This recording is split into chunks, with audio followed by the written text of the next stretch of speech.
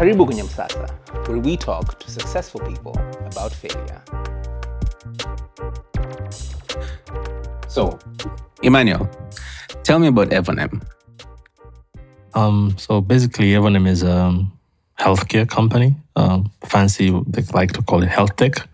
What we're trying to build is to build an integrated healthcare business whereby anything healthcare that you need, you could get from one place, one supplier. That's through EvoNem. Now we started through having a retail pharmacy, and we're trying to build up from there, going to B2B, going to health centers, labs, and everything else healthcare. Okay. Is there a specific reason you started in B2C, like retail? So basically, I think it was an easier. There's like the barrier to entry is lower, so it's easier going through that, and it wasn't that capital intensive as trying to go into B2B. And I think looking back into it now, I think the other reason is we did not have enough knowledge and connection within that particular sector when we were starting. We did try to talk to a couple of people, but I think some of the questions we asked, they either didn't understand what we were really trying to fully build. So they're like, let's just go with what is easier to do now. Yes. We'll go up from there. Yes. Sometimes you just need to start with, like a journey starts with the first step. I'm personally very interested in medicine. It has always been something that I've been eyeing as a potential business to venture in. My reasons for it are because lately I've been learning and I've been particularly interested in really trying to solve problems. The way my mind works is I'm very service oriented. So when I think of product, now the problem-solving aspect of a product, I'm much more attracted to things that people need, a little bit more than things that people want. And the luxury bit. Yes. It doesn't have to be luxury. They're just some things that people want. Necessity. It's a nice to have. I've got a feeling that they Necessity, actually need. Yeah. Dawa. You need dawa. Why did you get into medicine? I think basically we discussed it with my co-founder, because we've known each other a while. In some of the stories, discussing people not having medication in this place, and you're like, a place like Dar es Salaam, feels like a luxury having access to medication, even though not for everybody. Some medications are pretty expensive. Yeah. And then you feel and then after going back into it, you realize there's room to make medication a bit affordable and accessible for those that's not easy to reach. Okay. So I think that was one bit that attracted us to it. And I like big problems. I like the things that people say are unsolvable, and like trying now to research on the healthcare sector, globally, you find that these problems, people say, this problem has been there for years and it's unsolvable. It's no, I have time. Let me try to resolve this. You like the challenge. See if we can get somewhere. 5 years, 10 years down the line, you can say it's not the same as it was 10 years back, and we played a part in it. And I think that's the main reason we went into it. And I'm very passionate about technology. So knowing that or figuring that we could embed technology in what we're trying to do, that was very vital. So everything that I'm trying to build or everything that is in my head, it has to make sense with me technology-wise, because I feel with technology, it makes things a bit more efficient, effective, and long-lasting. To be long-lasting, easily. It's scalable. Yeah, you're not easily replaceable. Yeah. In that sense. And you could replicate it anywhere. Yeah. If the tech makes sense. It being a relatively new venture, have you had any surprises that you didn't see when you were already starting out? I think the bit not very surprising, but we expected, but not to this level. I think there's a lot of bureaucracy in terms of the regulatory field. Yeah, because like medicine is really regulated. Yeah, it is. And it makes sense why. Yeah, I mean, because once you've gone into the sector, ukishaanza kuuza dawa, alafu unaanza kuona vitu vingine ambavyo watu wanafanya in terms of be it medication abuse and all that stuff, then you realize as to why it's being regulated. The funny thing about medicine, bro, it seems like there is a loophole in the regulation aspect of it. It seems like, I don't want to call it a loophole, but it seems like when you look at the chain, retail, very, very regulated. Na ni makusudi kwamba zinaitwa dawa za baridi, duka la dawa za baridi. Yeah, for the longest time I used to think kwani mbona mna mafriji huko ndani lakini kumbe dawa za baridi ni top of the counter. Yeah. And then kuna zile dawa za moto ambazo ni prescription drugs. Prescription drugs. Ukiingia lakini kutoka kwenye retail ukienda kwenye wholesale, those guys are not very much regulated. I think the sababu kubwa, the main reason ni because the assumption behind it is the wholesale guy does not go directly to the end consumer. There's somebody in the middle who's a professional who has that interaction with the end consumer. So you expect like this is your last, barrier or security that this person has to ensure that the person using the person using the medication is doing it the right way. Okay. So if somebody's doing any rough stuff at the wholesale side, there, I think that's just reckless on their part. Okay. So you're explaining the surprise. Yeah. The so I think the thing is when we started the timelines first. Nilikuja kugundua kwamba sio sawa sana kufungua duka la kawaida. The timelines we had and when we expected to start and the budget we had and when now things started piling up, I think we wanted to launch in October of 2021, but we ended up opening in May 2022. Okay. And we had already recruited a pharmacist. And they were on payroll? Yeah, we were on payroll. Yeah. With one person. And we're not making any money for about 8 months. But the main reason we agreed or wanted to get that person is because we saw the alignment with what we want, with the person and what we wanted to do. Okay. And they were very experienced, 10 years experience. As a pharmacist? Yes. And a master's degree and all that. And having experience both in hospitals and the private sector in terms of retail. And we felt like that was the person we wanted to work with. And they were a bit flexible, understanding what we were trying to build and wanting to be part of it. So like, this is the person we want to go with. Okay. But, it hurts your pocket. It did. But we were like, we agreed to do this. So let's just go with it. And most people usually just get the pharmacist's license. We did. Yeah. Based on what we wanted to do, we didn't want to do that. Okay. Like we had a couple people who work for medicine manufacturers. They advised us to do that. And they didn't get us to why we wanted to do it a certain way. But, it's either, it's either my way or no way. So it works for me. I'll just do it this way. Yeah. Before this, you've been in technology already. Through FMCG and distribution. And then you've been in FMCG, end to end. I want you to paint me a picture of Emmanuel, the 3, 4, 5-year-old, up to Emmanuel, maybe the 25-year-old, and the discovery process. Like, for instance, looking back, is this what you thought you would be doing? Not first choice, probably second. I already knew that business would be my second choice. What was the first one? Chemistry. Chemistry. I wanted to be a biochemist. A biochemist. That's pretty cool. Yeah, almost did a 360 in college. Yeah? But starting again, nah, I'll stick with this. Okay. Yeah. Paint me a picture. How did you grow up? Single mom family. But I grew up around, I would say, an extended family. That's my mother, my aunts, my cousins, brother and sister. So it's a big family stuff. We grew up very close.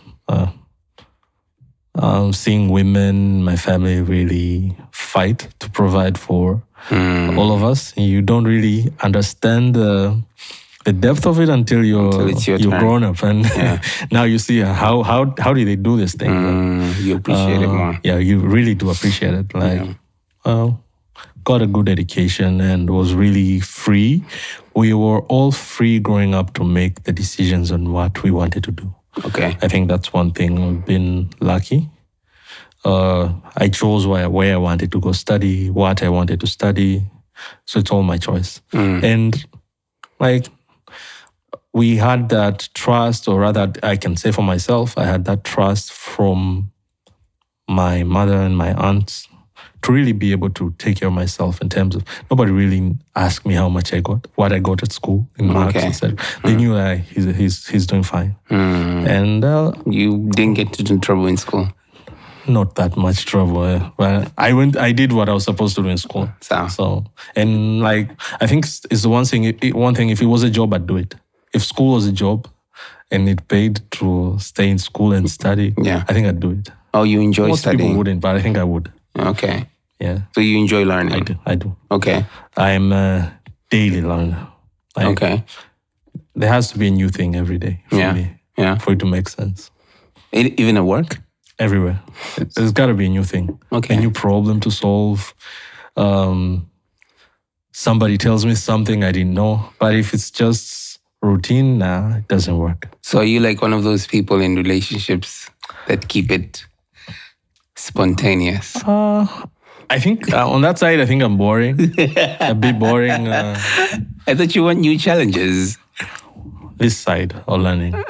But it depends, like, I think with the right partner, yes. Yes. I think when you meet the right person and you find that you're the same person, so it's not weird to be spontaneous. Yeah. But I think I am spontaneous in terms of like, pick up my bag and like, on a Friday, we're going away for the weekend and stuff like that. Without planning, I do that. That's very cool. I don't do that. I hear about it. I'm starting to see people who actually do it. I've done it. I'm like, I've done it, like, and I went through a phase, I think I still am, fascinated by hotels. Hotels? Yes. Five-star hotels. Like what? Like, do you like how they look, the experience, or it's just the people whole, who go there? The whole engine, like, from operating it, how does one pick where to put it? How does one pick where they want to sleep in terms of having choices? So I think I've like slept in each one of them. Like really? The big ones, yes. Out of curiosity. And like I used to do that with my partner. On a Friday, I'm like, yo, we're going somewhere. And she's like, initially she didn't get it, but then she came to like, oh, he likes to do this and then rank the services. I'm a pricing guy, so I like to assess service versus what I'm paying. So services, are you trying to assess value? Or? Yeah, the value I'm getting versus what I'm paying, does it make sense? Or is it just hype? But what do you do when the value is perceived? Because value can be perceived. I'm looking at me, like, is it worth it? Is it worth the hype? And then like you find somebody else who's been there and then you assess, am I really expecting too much than the normal person, or is it just the value is mediocre and I'm paying a lot for it? So again, in an instance where, for instance, you've been a pricing consultant or a pricing lead, and the marketing and the branding has been done right, and there is perceived value. Yeah. What happens then? Is it just something you accept, or? So it has to align with the willingness to pay of the person you're serving it to. Right. So if the majority perceive that the value is right and they're willing to pay the price, that's what you go with. And sometimes you segment the market. You cannot always serve everybody. Yeah. But if you're able to get the segment that you want and the numbers make sense, and it feels like you're segregating 50% of the people, and you take the win. Yeah. I'd like to tell you something that might sound a bit strange, but so how I was introduced to you is I was introduced to you by a common friend. Okay. And this lady just called me up very randomly. No. She didn't call me up. I think I called her up, and then we had a drink to talk about business and life. I was going through some business challenges. Nilikuwa nahitaji ushauri wa mtu mwingine ambaye amepitia kitu kama hicho. Alafu akaniambia bwana, there's a guy out of nowhere, like we're done, we're leaving, and then like almost like a aha moment, like, hey, by the way, there's a guy you really need to meet. Here, take his number, call him. And then that's how basically I reached out to you, and we finally got to talking. And at the time, you were exiting Sokowatch, which is now a Soko. I'd like you to share with me your experience of working in a place like that for many reasons. One, it's pretty impressive that you were the CEO of Sokowatch in Tanzania. In Tanzania, that early. But also as an organization, at least from the outside looking in, without being able to see too much in, it does look like a pretty impressive organization altogether. And their ability to raise funds, etc., how they scale. And before I even met you, I had met a few people who have worked there. And everything just seemed so interesting. Like it looked like one of those organizations where they had figured out how to do e-commerce offline. You know what I mean? Yeah, I do. Tell me about that experience. What was that like? I think it was an amazing experience in the sense that everything I've done after, the knowledge gained through that, even though it was wasn't a very long time, but like there was too much going on that once you stop doing it and then you get the time to reflect, really break down what you did, and now you're able to understand that, oh, this thing working, it was magnificent. I think what you see from the outside looks fancy, but like there's a lot that goes into it. There's a lot of people that put in work for be it product or in terms of physical product, or be it software that is being used, or be it the distribution, because people just see the trucks moving out, branded, distributing products in the outlet. But there's a lot that goes into it. So I think it's similar to any FMCG business, but with an ability to do things pretty fast. And that comes from having a really good, having really good data in place. Okay. That's one. And embracing the data that you have. Because it's one to have data in place, and the other bit embracing, like really when the data speaks to you, you make your decisions based off of it. What does that mean? Does that mean sometimes we have data and we don't accept it? Most people don't even get the time to review, really dig deep and understand the problems they're facing. Right. Yeah. And I think one thing that I found there, and I also embraced myself, because it's one thing I didn't see in like major companies, is anybody's idea. If it works, it goes. If it works, it goes. If somebody has an idea and they say this, and people say it and they say this could work, it's easier to try than not doing it at all. And I come from a background of finance, and I'm very, I'm not risk averse, but I'm very risk attentive. In fact, I don't just do anything just to try and error. Yeah. I have to satisfy. So it's very calculated risks. It's gotta make sense. And I think I had to find a balance, because when I went in, I think Sokowatch was still very much a startup. So things move pretty fast. And for me, I had to find a balance of where and then you're the one who's leading. So you have to make certain decisions, and you're like, I need to analyze this. I need to analyze this before it goes out. And then you find yourself piled up with a lot of things you need to analyze. And you're like, And I learned how to assess and plan what's more important. Some things aren't that important for you to sit down and analyze. Like somebody else could make that decision. It's not for me to make. And nobody's gonna die if it doesn't work or if it works. So it's a matter of analyzing what the implication of that particular decision would be, and knowing this is a decision I need to make. This is a decision I need to take to the person I'm reporting to, and this is a decision my peers or the person that works under me can make. And I think to a certain point, I think they figured that out.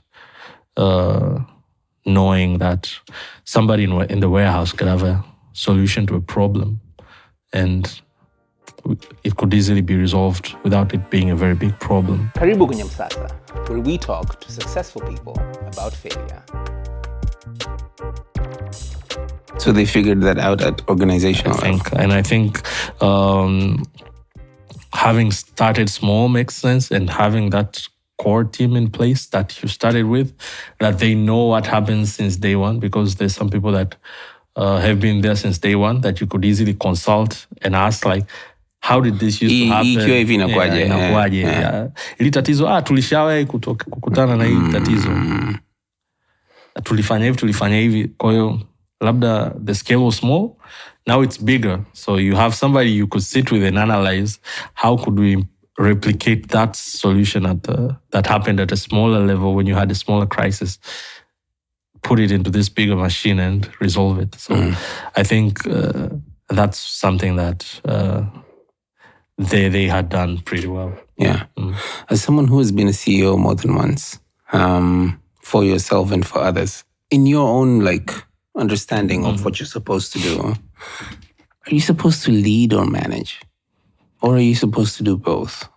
Or are there times for this or that? It depends with the size of the organization you're leading. Okay. I think that's one. For instance, can you give me an example? For example, now I lead a very small team, about 6 people. It's different from having 188 people that I had previously. Because with 188 people, you've hired a team that is there to assist you. Maybe 4 or 5 people that are at the country level leadership team. So I do not need to know what happens in every section every day. But when you're leading a team of 5 and the person that is your peer is only one person, and for example, they're pharmacists. That means you know that the pharmacist technical bit is taken care of. But I can't hire a finance person. I can't hire a marketing person because we do not have the resources there. That means I have to you have to get your hands dirty. You have to see through that things are happening, like procurement is being done. You're paying your suppliers on time. You're fulfilling all the orders that come in. It's different from leading a bigger team. So you have to know what kind of leader you have to be. In different situations, or even in bigger companies, there's certain crises that you have to get yourself into. Most you wouldn't, I think. They'll be resolved. It's just having a clear line of communication of you knowing what's happening, but sometimes you don't even really need to go and be the one solving the problems. And I think when I went into my last job, hilo tatizo ambalo lilinikuta. Okay. Kutaka kujua kila kitu kinachoendelea mwanzoni. Unajikuta watu wanaenda nyumbani, wewe ndio unaanza kufanya kazi yako sasa. Kwa sababu kila kitu kinakuhusu. Ulikuwa umekaa unafanya kazi zao na wao. Kwa 5 p.m. people are going home. You're like, now I need to do my job. Yeah, and then unajikuta uko paka sana. 10 p.m. I used to leave 10 p.m.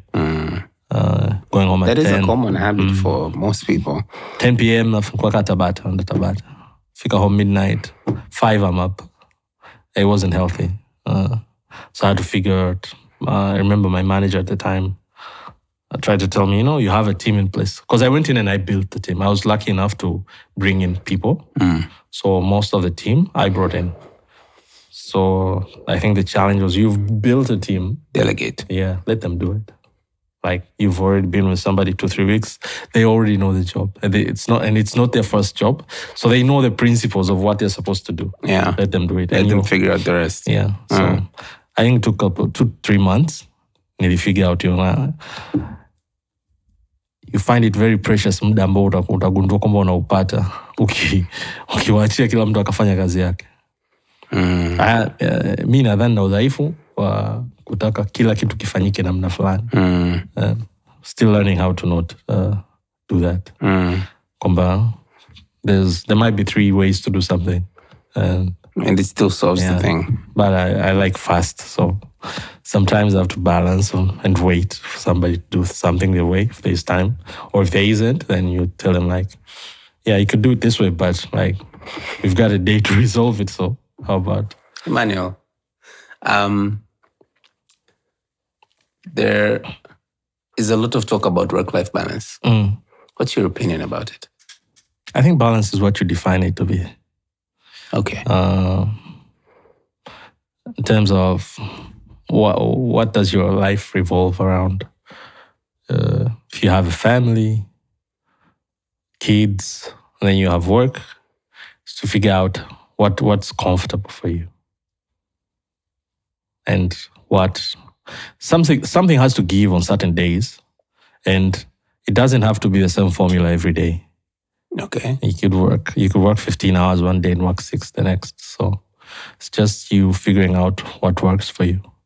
And I think I wouldn't be the right person to really dig deep into it, because most of my life for the last 10 years has revolved around work. That's the only balance I know.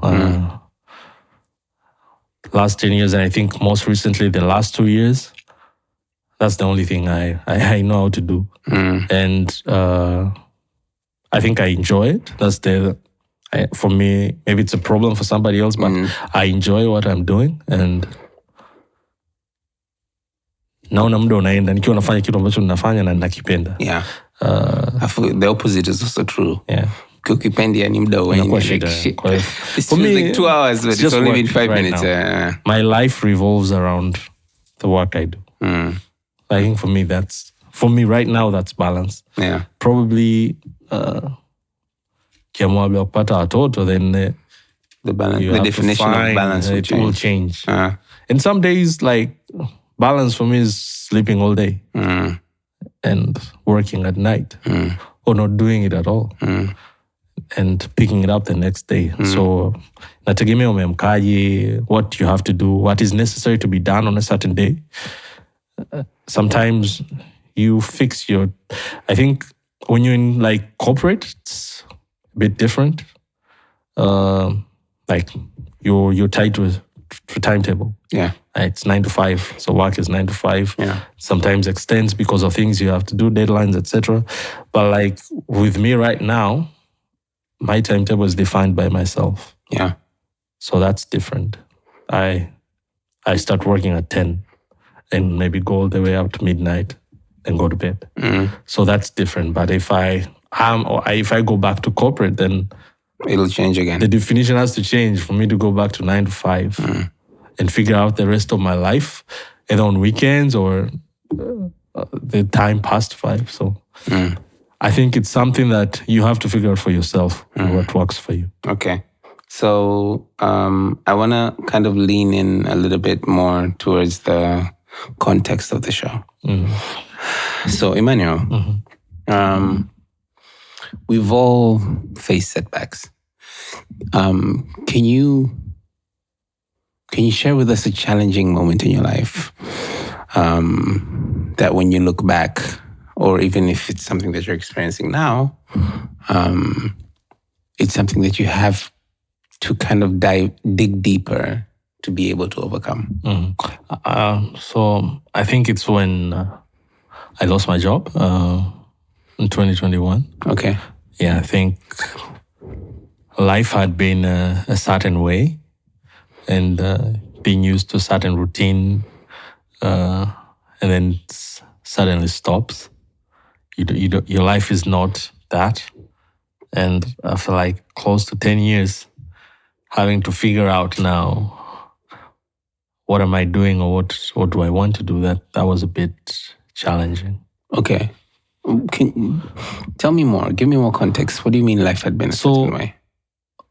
So basically, like, my life, almost all my life revolved around what I did. Kazi. Yes. Okay. Ajira. Kwa hiyo, unajua naamka asubuhi naenda kazini, ushaanza kupata mshahara. Ndo maisha. So you provide for family, etc. Unafuata kazi, unaenda kazi. Yeah. And then same thing. And then now, coming from my last job, I knew that it could happen a few months prior, but I don't think I was prepared. Okay. And I do not think that you can be prepared for it. Yeah. Hicho ndo ambacho najifunza. Kuna vitu unaweza kujiandaa, kuna vitu ni mpaka ukishapitia mara moja. Nadhani mara ya pili ndio unajiandaa nacho. Kwa tayari wanasema mwanajeshi una nyota. Unaelewa this is what to expect. Kwa hiyo I think the last day came, I was on vacation, and when I knew like I wasn't gonna go back to work, because I usually take my vacations, like if I want to do it, is in January when everybody goes on vacation in December. When everybody's back, I go out. So when I went out, I knew I was gonna be back in like a month or so. I was, but and then after a while, around April, like that ended.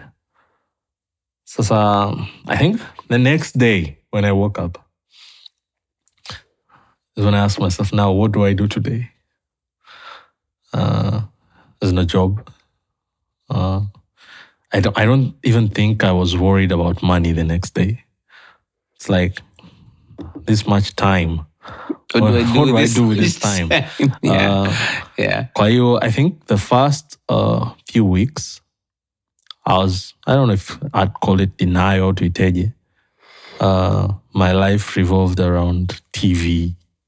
Okay. For a couple weeks, a lot of TV and a lot of going out. Then you get tired of it. Yeah. And like, and then now real life kicks in.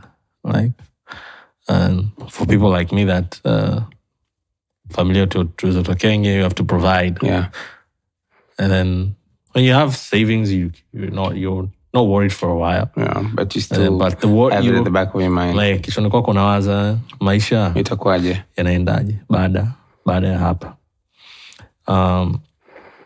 I was lucky enough to have seen my mother go through that. And I really, really commend her for how she carried herself, because we were still growing up, but we had the knowledge of what was happening. By going through that, you mean like being out of a job, okay. etc. Okay. I didn't think of it very seriously because I've got napata kazi nyingine. And I think for me, after now a while, I was like, I need to look for a job.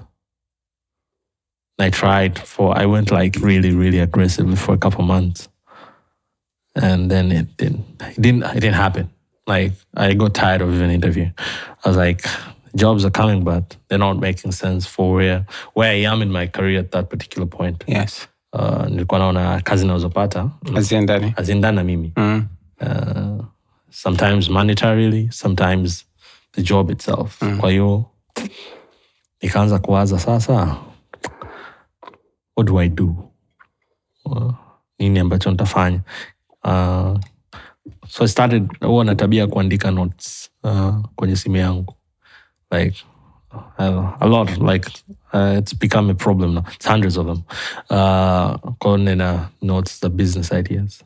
Yeah. Kwa hiyo, I think I'm up to 30 or something right now. Just scrolling and all that. And I was like, this can work now. I don't know if it will make me money, but it will keep me busy. And I think that was also one of the reasons, like, I needed something to do. Yeah. It might not make me money right now, but it will keep me busy until I figure out if either nitarudi kwenye ajira au nitafanyaje. So I started doing this consulting gigs, online na nini, just to keep me busy, make some money here and there, until now we kicked off what I'm currently doing. Lakini sasa ambacho kikubwa nilijifunza during that time, and I think it could be harder for some people, is it gets lonely. Yeah. There's like literally nobody who understands what you're going through. Yeah. Kama wana marafiki watajaribu console and this and that, but genuinely unajua kabisa yani sidhani kama kuna mtu ananielewa. Yeah. For me it was a bit easier kwa sababu I'm a loner. Nimeshazoea kuwa mwenyewe. But the thoughts do eat you up sometimes. Yeah. And I think it did like for a while.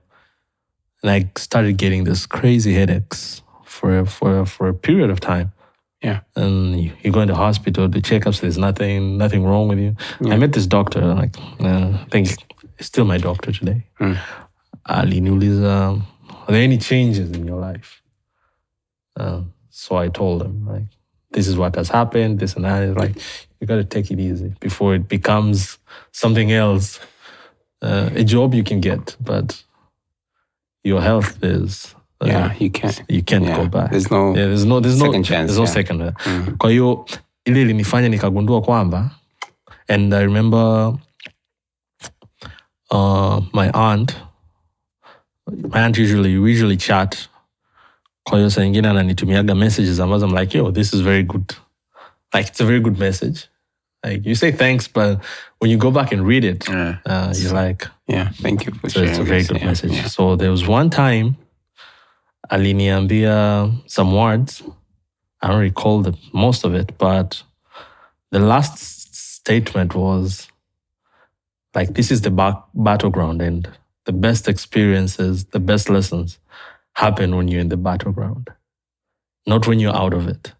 When you get into it is when you learn the most important aspects of things that would really make you somebody the next day. I can remember you've been through a period of comfort for years, like that's comfort. And inakufanya ugundue, and I think this is a challenge to everybody, you need to recognize what level of privilege you've had in your life. Yeah. Nikagundua, it's been like I've had a privilege for never being unemployed for like 8 years and all that. Yeah. And I remember, I have friends that have never had a job. We went to school together. Tangu amemaliza shule. I have a friend who got a job this year. Tangu afu mmemaliza chuo pamoja. Yeah. It's a long time. It's a very long time. Yeah. Sasa alishazoea, alianza kufanya vitu vyake hapa na pale na nini. Businesses, sometimes they work, sometimes they don't. And we went through COVID, etc. You close up and things. Baadaye akaamua ngoja nijaribu kutafuta ajira akapata. Now, entry level. 8 years down. Are they happy? Are they satisfied with the job? I think he is, yeah. Okay. Is it because it's the job? It's because, when you have a family now, you want to be less... And it was a good one. Okay. It was a good one. So I think I was happy to have it. Lakini ilinifanya nikagundua, this is how some people have had it. Yeah, had it all this time. It's just been a few months. Take it easy. Kwa inakufanya now, you start now going back to normal. And I think some friends or people I know started noticing, and they started, do you get a job or something? I'm like, no, I haven't, but life moves on. Not starving. I'm blessed enough to be able to provide for my family. Yeah. So it's all good. Everything else comes up at a certain time, at the right time. Yeah. So I think that particular experience, I've not had failures because I don't look at life that way. Okay. I think life is too precious to say that you have failed. You face some mishaps. I mean, a principle, things aren't working today. Nikilala, nikiamka, it's a new day. Yeah. Mi hata tukugombana leo. If it's not that serious. Nikilala, nikiamka tomorrow, if you sleep, come back, kama kulikuwa na ngumi unataka kupigana mimi, I'm out of it. I'm done with it. Life moves on. Yeah. Kwa hiyo that mentality, I think also helped me to like remember kama tuliskanska kakwambia msemo it's not that serious. It's just a job. Or it's just, unless you're on like your deathbed, that's different. Lakini una afya mzima, you've got like every other thing going. You embrace that and you move on with that. In the period that before the unemployment, in the other period where you were employed, looking back, do you like take good care of yourself? Karibu kwenye MSASA, where we talk to successful people about failure. Did I take good care of myself? Yeah. I think probably not. Yeah, because for instance, I'm asking that because Abu Konfano personally, I think tangu 18, 19. You've been on the go. Yeah. It's kind of, I guess I get it, but I also kind of am like, about it. One, I really, really get the loneliness that you spoke about. Lakini pia, I kind of feel like the assumption that because someone else is busy doing things equals workaholism is unjustified. Yeah, and I agree. To a large degree, I think it comes from a lot of fucking ignorance. I'm not saying that that's not a thing. I think it is a thing. I think there are people who really, really have, like the way some people have unhealthy habits towards food, alcohol, sex, whatever. Any people who are constantly looking for a distraction. I do also think kuna misunderstandings if you don't understand the context. Asa, when I hear your story, I'm hearing a story that is similar to quite a number of people, by the way. Kwamba, work hard at school, and then if you're lucky, you're actually good at it, and then finish, and then kuna ka gap, and then you get a gig. And then you've never been out of a gig. That's the formula. Yes. And then you're out of a gig, but depending on how well you were at the gig, if you were good at it, you go up quickly. So even sasa unajikuta sometime you're at a stage where the next level has to be higher because you've already surpassed this, and that's even a bigger mountain. That's a problem, yeah. Kwa hiyo hapo katikati sasa, when you look back, kuna vipengele fani ambavyo vilisaidia kufika haraka. Ndio. Hivyo vipengele saa zingine vina changamoto yake. Yeah. Did you think you took good care of yourself? I think not very much. Ujana pia ulichangia nadhani. It was a time like very energetic, uchovu amna. And I thought when people used to say when you get to 30, things change. I didn't think it was that serious, but It's serious. I agree. Like the 20s are different. And I've worked throughout my 20s. Toka I was 21. I finished school when I was 21. Okay. So all that time, it's been work. And ile umepata kazi, una excitement, and I want to start building my own life and, grow. I'm very ambitious. Nikiona I'm at a place, very ambitious and very self-aware, I think. Nikiona I'm at a place where I don't feel like I'm growing at the pace that I want. And I got lucky when I made those decisions or those calls, I did get something else. Yeah. Kwa hiyo miaka ya mwanzo was like excitement because you're in, you're out, you're back in, you're out to some other place. And then now it was learning. Like for me, I think since my first job, I've always wanted to learn something new every day. Kwa hiyo kujifunza, unajifunza, and then you come to notice, miaka mitano usita, but I'm like, all these businesses are the same now. So now it's just a job. Now what you chase for maybe is maybe the money or the titles. That's what you usually like going after. And then you get to a certain level where like, now what else is there? there to chase. So when you get to pause, like from all that, you're like, maybe there were some other things I could have done or enjoyed probably through that phase. Because you see, unaangalia tuingia na mwenzangu labda maybe they're enjoying this phase more than I did. But I don't think I have regrets. There's still, God willing, there's still a lot of time in life to make up for things that you didn't do maybe in your 20s, etc. But I think I did. I think I kind of tried to balance it, like worked a lot and partied a lot at the same time. Yeah. So I think that was mostly my life because I don't think there was anything else for me to do. Yeah. But looking back at it now, I think if you take me 5 years back, 6 years back, with the knowledge I have, I'd probably have built a business.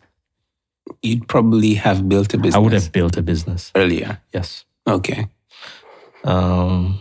Because when I started getting these ideas, etc., like 2016, 17, I didn't have the confidence to start with it. I always felt like you need a certain amount of money to start. Yeah. For me, it's not big. I'm not one who really dwells on connections. Like maybe I need to know somebody, etc. I'm like, how much resources do I need? Yeah. And then you are enclosed because when you work for these big companies, you go into like a massive construction that people have done over 100 years. Hundreds of years. Yes. Yeah. And that's the only thing you know. Yeah. You do not know about scarcity of resources. Yeah. Maybe businesses are making losses, but it's losses on paper because they're still cash flow positive. They have the money to operate. Yeah. But you don't feel it directly. Yeah. But if I think if I had gone through that's what I was saying, I also wanted to work for a smaller business. Yeah. If I had that experience and knew what hand to mouth felt in a business, I think I would have had the confidence to build something out here. I think for me that's a blessing and a curse. I think maybe, just maybe, it's a thought, I'll probably be more wiser to speak about the same thing 10 years from now.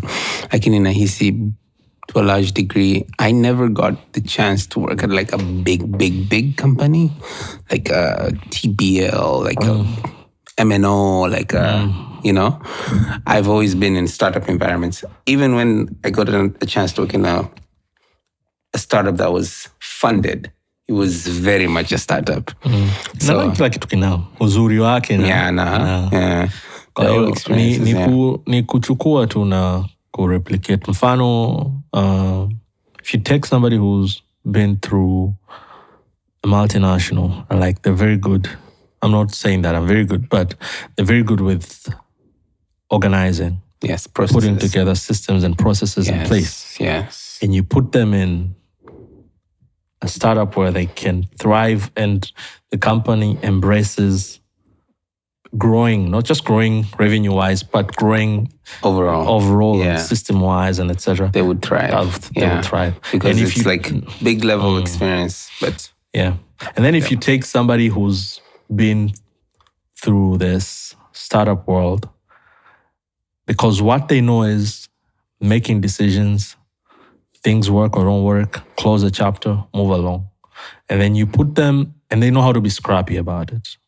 Because I think with larger companies, and it's not a bad thing. It's like you're not doing. People have done this before. You're just coming in. There's structure in place. You're gonna do what? Maybe try work around it. Find something. You're not like really building from scratch. You're not really. But if you bring in somebody who has built like from scratch into a like a multinational and tell them like this is how things have been going. This is how things have been done for the last 20 years. What do you think we can do differently on maybe block A? This is what changes do you think we can do? And this person has been used to like thinking on their feet every single day, every single time. You'd be amazed as to what they can do and what changes you could make. Yeah. So I think every experience... Because they're used to innovating constantly. It's just one way to do it when you're coming from this background and tofauti upande wa pili sasa. I get it. Is there a particular challenging moment in your work life that you cherish the most, and you cherish it because of the lesson that was learned from it? Yeah, I think wakati nimeenda Sokowatch, nilipewa, sisemi challenge, but it was a good challenge. Nilikuta management practically kuna amna mtu, ni mimi sasa. The guy that was there before me had moved into to become a group resource, because he was a tech person. He moved into becoming a group resource. And then I only had one other person. Kwa nilianza nilitaka kurecruit mtu wa warehousing, mtu wa fleet management, HR, procurement. Kulikuwa na watu wengine wawili ambao walikuwa dotted kwangu. Kwa hiyo, I thought it would be easier to bring in people that I wanted to work with. Like settle and like make them come in on a clean slate. Tuanze pamoja. So, because when I came in, there were some issues I had to resolve first. And I remember like my manager at the time, aliwahi kuniuliza, like, have you ever wondered why I wanted you to get the job? I said, no. It's like, you wouldn't have gotten it, but there's one thing that we needed and you had it. I was like, what was it? It was like risk management. So like this particular whole company, like we lack that bit.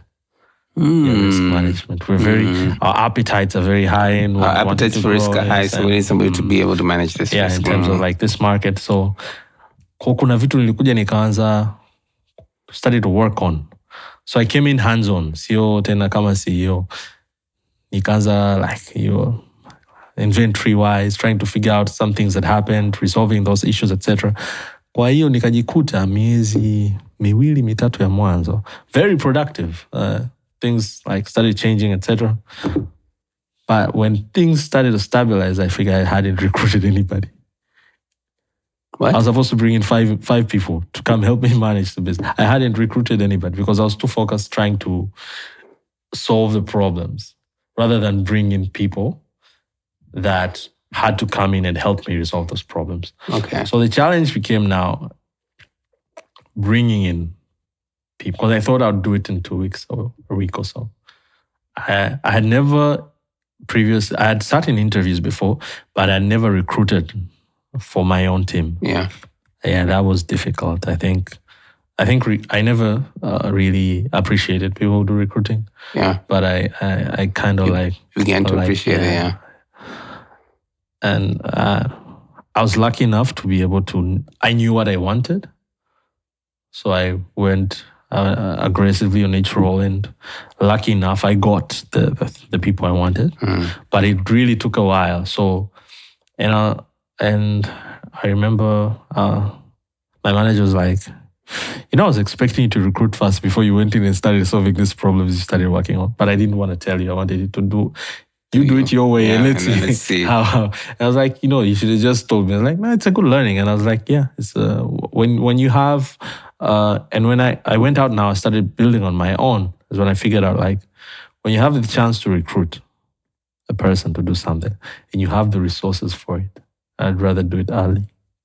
It's different when you don't have the resources to do it. Yeah. But if you have the resources to bring in somebody to help you, like, there's smart people out there. Like, there's smarter people than you are in their particular field, or generally probably smarter than you are, that you could bring in and you could solve the problem in half the time that you did if you do it alone. Yeah. So it's a matter of having the resources to do it.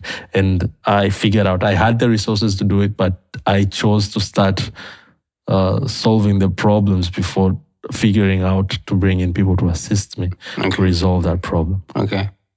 Is that in any way related to having like a support structure? Yeah, I think probably. Okay. Yes. Being a loner, other than work life, did you have a different support structure like in life? Like, was your mother a support structure, your partner? Probably my partner. Yeah. Yeah. Okay. Probably my partner, because I think we've grown in the career world together. So we understand the language that we speak with each other. I think my mother and my mother probably a support partner, but not very much from a career perspective. Yeah. She's been in the career world, etc. But it's a different language now. It's different from when they were doing it. Yeah. But I think probably what did she do? My mother's an accountant. Yeah. Okay. But I think also my aunt. The apple didn't fall too far. That's why it was the plan B. Like numbers is a thing, huh? Yeah. We could crunch numbers, so that would have been easier. But also I think my aunt, because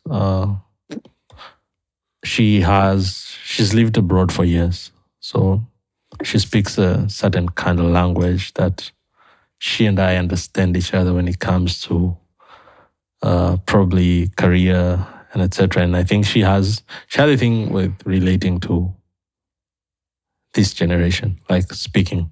And when we speak to each other, we also understand each other's language. And I have a slightly out of the box, strange question for you. Yeah. What's something you believe in that most people don't?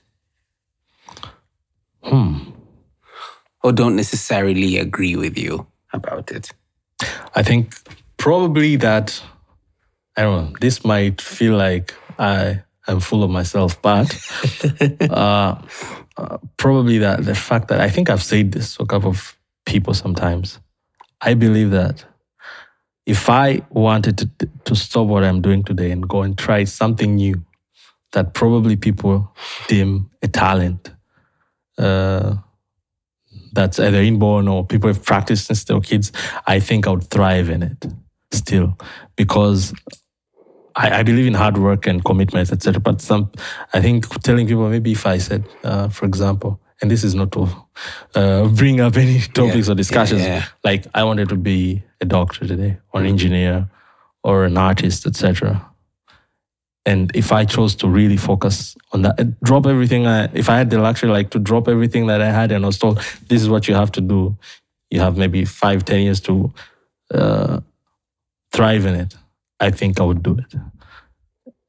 And I've had discussions with some people sometimes. They're like, nah, you wouldn't be able to do that. You have to have a certain talent to do this and do that. I'm like, no, it's because you've not had the luxury to be given an opportunity to, let's say you wanted to be, a goalkeeper today. And you're like, somebody tells you, like, the world will pause. This is 5 years for you to go and be the best goalkeeper. I need to worry, but that's the opportunity causes the world pausing. The world won't pause. Probably not, but I think in a perfect world, I would do it. Na nadhani, mimi binafsi, amini, I don't know, but that's a good observation you've made. Yeah. But like, in a perfect situation, do you think you would make it? Yes.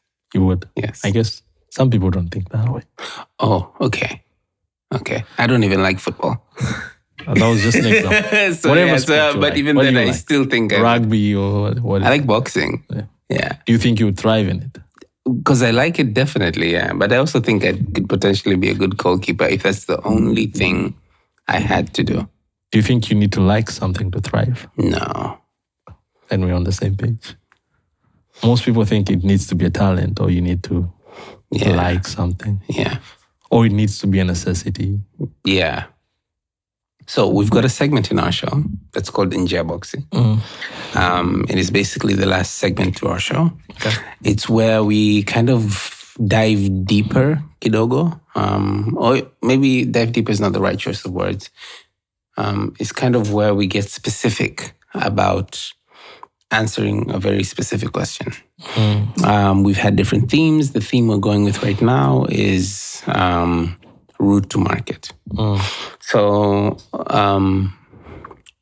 Nyota, over time, something that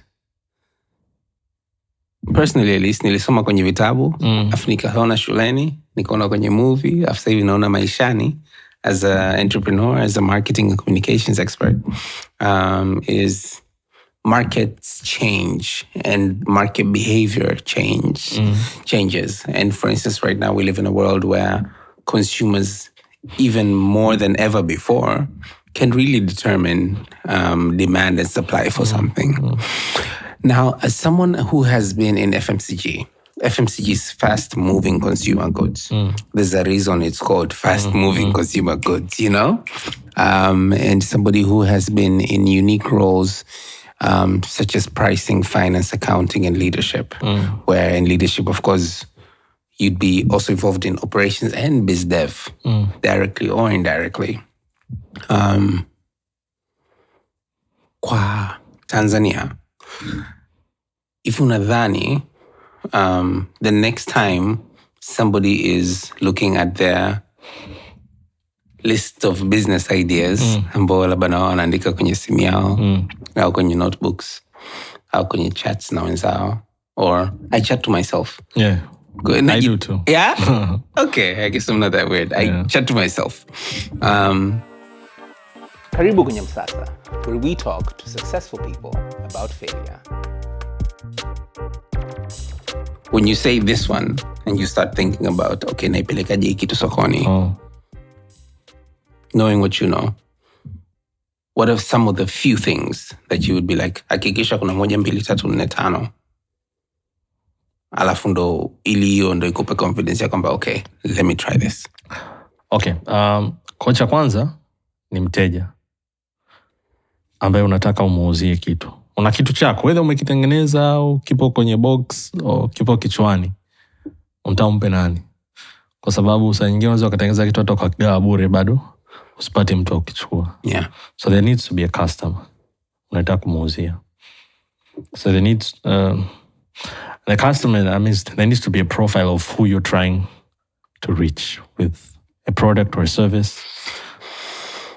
And once you've done that, you have to determine what's the size of that particular market you're trying to reach, basically.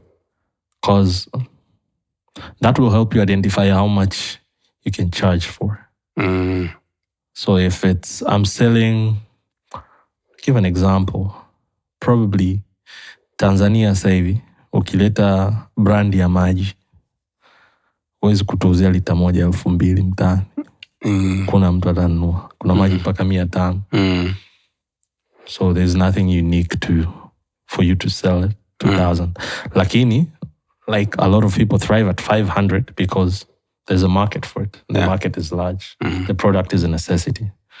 Kwa hiyo, if you know the size of the market, then probably figure out what quality of product you want to bring into the market. What's the level of investment are you willing to put behind a product itself? Utaweka maji kwenye chupa ambayo umeitengeneza kwa 1,000 before you put in the liquid, or with the bottle it has to be 50 shillings. The plastic has to be 50 shillings. Speaking of fancy water, using mkunya maji and just use us. Hey, that bottle is nice. See how much you pay for it. I'm not comfortable saying. They're comfortable with the market segment because they know there's a certain... They know what they're going for. Yeah. So, and I think with those 3 things, personally, wanaamini, like the marketing bit and all that stuff, that comes last. That's the fancy bit of the business. Okay. Before, like, you get into that, you need to figure out, like, what's your entry strategy into the market. Naingiaje sokoni. Unapeleka product dukani, kakae. That's when, like, you're speaking with the route to market bit. How does your product get to the end consumer? And I think, nadhani sasa hivi, there's a luxury with different channels that a product could get into the market. You could go start through e-commerce, test a bit and see. Zakachagua kama ni supermarket, kama product yako iko worth iko kwenye supermarket, ukaanzia huko. You could kaenda kwenye maduka makubwa ya wholesale, probably Kariakoo, Manzese, ukaanzia huko. So you have to figure out that out. And then I think the last bit now is where your marketing, etc. Like, what level of investment. And this will help you, I think the last bit will help you how you do number 4 now. Like, how much investment do I have to put behind my product? Will help you identify your entry strategy. It's like, let's say, if you were launching a SIM card today, a new network, you got your permits and everything. You're not going to do what the big ones are doing. Yeah. You have to have a face-to-face with the customer for them to start to know you, because the customer already knows a number of players in that sector. Yeah. So it needs to be personal for you. So you're going to invest a lot of money, maybe on ads, but ads will be your last thing, because you want to have like straight face-to-face with the customer on the field. Yes. Yeah. You have to have it now a lot on the BTL bit. Because I think those are some of the things that I would really focus on. And then if you're doing service, probably quality. Like, you need to distinguish yourself a bit. I think zakanga labda migao, kuna migao iko miaka na miaka iondoki, kuna watu wanakuja. People go once, twice, and then they never go back. Yes, walipozoea kila siku. So that goes, I think, with quality. Ya kile ambacho una offer. And how I think the customer really determines if your product will succeed. Yeah. There's no way around it. Your ideal customer. Yes. And then market size for that customer. Mm-hmm.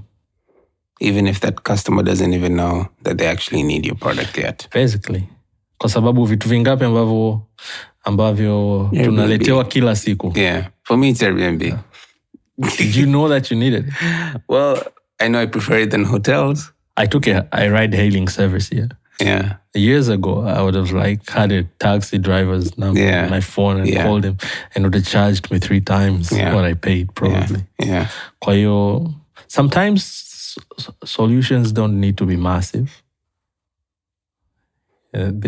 Sometimes just tweaking something and then it works for you. And usually, nadhani mara nyingi, what you end up doing, like the way the product looks 5 years from now is not where you started.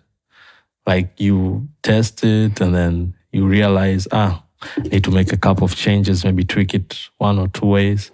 And I think when you have resources, you do that easily. Yeah. When you don't, now you learn the hard way. Yeah. And because sometimes making changes and alterations requires you to have certain resources. So maybe sometimes you don't. But personally, I have a thing that I usually say. I think the boring stuff is usually where the value is, rather than the shiny stuff. There's a lot of shiny stuff out there, and the shiny stuff gets all the noise. But behind, like, if you look, ukiamua kuangalia labda uchumi wa chukulia hata Tanzania tu, there's a lot of boring businesses like that are behind the curtains that have a lot of value behind them. And if you could pick one and decide to make it shiny in the way that you want it to be. And I think especially kizazi cha sasa hivi, where technology is becoming, it's not 100%, but we'll adapt whether we want to or not. I think there's an opportunity that people will adapt. So you can pick something and maybe not launch today, but start working on it. Yeah, start figuring it out. Yeah. And kitu nimegundua, I'm building something else I will not speak about, but kitu nilichojifunza, sometimes money is the last thing you need. Yeah. I used to hate it when people say that. I used to hate it because I know that money is very important. Lakini when you start doing stuff, you come across something that you realize, this does not need that much money for me to find a proof of concept with this particular idea. Yeah. So for some people, you need to not have it in order to realize you didn't need it in the beginning. Mwanzoni unaanza, you do your first idea where money goes in, etc. And then through doing that, and I usually say, when you start to build something, try to figure out, how can this be a platform for me too? do something else, whether within it or around it. Yeah. But then you figure out, for example, like there's something I started doing it to like find a proof of concept. Do you know how much it cost me? No. 40,000 shillings. To get proof of concept. Yes, 40,000 shillings. I was like, oh. Because if I had not studied this first thing, singeanzisha pharmacy na nini, singegundua kwamba kuna opportunity nyingine iko nyuma ya pazia ambayo inaweza kufanya. Well, I was like, 40 yani. And you started seeing revenue. It's not a lot, but I spent 40,000 to probably see 1 million, 2 million, 5 million. It's crazy. Yeah. Lakini wakati unaanza sasa huko mwanzo unaanza vibali, sijui kufanyaje. Sometimes like let the problem solve itself. Yeah. Start with what the solution that you have in mind. Does it work? Will it work if I try to do this? And that gives you inakupa kwa sababu kishaika hilo kuacha nao ni ngumu. Once you put in money. Lakini ukijaribu kufanya kabla hela haijaingia au hujaweka hela ni rahisi sana kuacha. Like, it doesn't work. I'm out. Yeah. Trying something else. You can do a lot more try and error. Lakini ushaweka mzee unahesabu mita ya kwanza, ya pili, ya tatu. 5 years I'm like, nah, we're sticking with it. And it's hard to quit. Yeah. I think it's the hardest thing to do. Because, it's you're emotionally invested. Yeah. There's also fear of judgment. And it's amazing to see companies where especially like they've put in a lot of money, quit in 7 months, 8 months. So I remember like, I follow like the startup world across the world. There's a company, used to be called Kibi. Kibi. Yes, QIBI. It was a short video, like YouTube, but for short videos. And it was started by a guy, I think his name is Jeff Katzenberg. He was the founder of DreamWorks. One of the founders of DreamWorks was Steven Spielberg. And the CEO was Meg Whitman. He was the ambassador of the US to Kenya now, former CEO of HP. Oh. Yeah, they raised a lot of money. A lot of money. You know how much money they lost? $1.35 billion. And they decided to close down in 7 months. It wasn't working. After they launched. Yeah. They figured out that it's not working. I was like, you have to be very experienced and have faced a lot of failure. Able to be like, $1.3 billion. And they returned money to investors. They still had money, but they chose to give it back. Yeah. Wakarudisha hela. Kasema mimi hapa binafsi right now tunaendelea mpaka tujue mwisho. But experience gives you the ability to make the right decisions at the right time. Yeah. Nobody died from trying. Yes. Like if you tried and you figured out first time doesn't work, when you come across something maybe shiny, you do it for 2 days, you're like, nah, this is not gonna work. It's easy to say no. Lakini kishaanza umewekeza sana muda mrefu and it's the first time you're doing it, it's very hard to let go. Yeah. But once you've done it once or twice, I really have very good envy for people who've done something twice or thrice. Ray Dalio calls it believability. Ray Dalio is you know Ray Dalio, right? I know. Yeah, in his book Principles.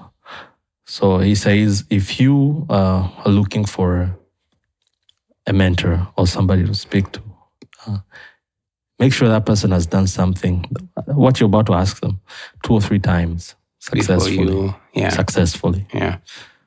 Not theoretically, practically, that's successful. Or failed twice and thrived the 3rd time, because then they'll help you not go down the same path. Yeah. But if you're speaking to a person, watakupa MSASA. Yes. Basically. Yes. Lakini sasa nakutana na mimi ambaye wewe ndo tumeanza pamoja mwaka jana. I can basically give you knowledge about what I know and you can tell me what you know, then we can share, etc. But I basically cannot tell you what happens or what will happen 5 years down the line if something different happened, when you should quit or when you shouldn't quit. I wouldn't be able to tell you because we're all on the same journey. Yeah. So I think you should be able to measure believability. Believability. Yes. Emmanuel Mbeyela, you are a expert learner. Addicted. You're an addicted learner. You're addicted to learning. That's incredible.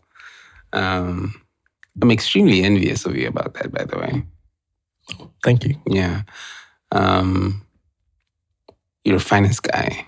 You're a pricing guy. You're a risk guy. And you are much more entrepreneurial than you give yourself credit for. Really? Yeah. Wow. Thank you for coming today. Thank you for having me. Yes. Asante. Asante sana. Karibu kwenye MSASA, where we talk to successful people about failure.